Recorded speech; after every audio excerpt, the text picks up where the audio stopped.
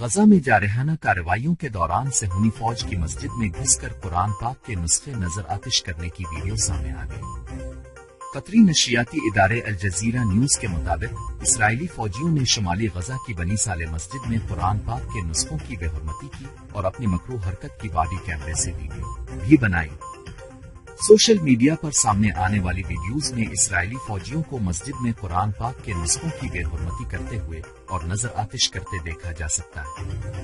اسرائیلی بمباری سے اب تک غزہ میں 56 مساجد شہید، 122 اسکول اور ہزاروں رہائشی عمارات تباہ ہو چکی ہیں۔ اسرائیل کے انتہا پسند وزیر برائے قومی سلامتی اتما بن گویر نے مسلمانوں کے قبلہ اول مسجد اقصی کے اندر یہودی عبادت گاہ بنانے کا اعلان کر کے گزشتہ سال اکتوبر سے جاری حماس اسرائیل جنگ کو مزید ہوا دی ہے۔ ایران نے پاکستان کو یہ بتاتے ہوئے اپنا آخری نوٹس جاری کر دیا ہے کہ تہران کے پاس اس کے علاوہ کوئی چارہ نہیں بچا کہ وہ گیس کے حصول کے لیے 180 دن کی توسیع شدہ ڈیڈ لائن کے دوران اپنی زمین پر آئی پی گیس پروجیکٹ کے تحت پائپ لائن کی تعمیر نہ کرنے پر پاکستان کے خلاف اگلے ماہ ستمبر 2024 میں فرانسیسی قانون کے تحت پیرس کی ثالثی عدالت سے رجوع کرے۔ کراچی میں تاجر تنظیموں کے مشترکہ مشاورتی اجلاس کے بعد پریس کانفرنس کرتے ہوئے صدر کیڈا رضوان عرفان کا کہنا تھا کہ 28 اگست کو تمام چھوٹی بڑی مارکیٹیں شٹر ڈاؤن پر جائیں گی۔ شہر کے تاجر 60,000 روپے ماہانہ جبری ٹیکس نہیں دے سکتے ہیں،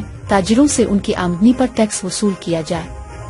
تاجر رہنما شرجیل گوپلانی کا کہنا تھا کہ ایف بی آر نے نوٹسز بند نہ کیے تو اگلے ہفتے سے بینکوں سے ڈپازٹس نکال لیں گے۔ حکومت کی غلط پالیسیوں کی وجہ سے 467 پاکستانی کمپنیوں نے دبئی چیمبر میں رجسٹریشن کرا لی ہے۔ مشاورتی اجلاس میں 28 اگست کے شٹر ڈاؤن کی حمایت کرتے ہیں۔ ماہانہ انکم ٹیکس 5,000 روپے سے زیادہ نہیں ہونا چاہیے۔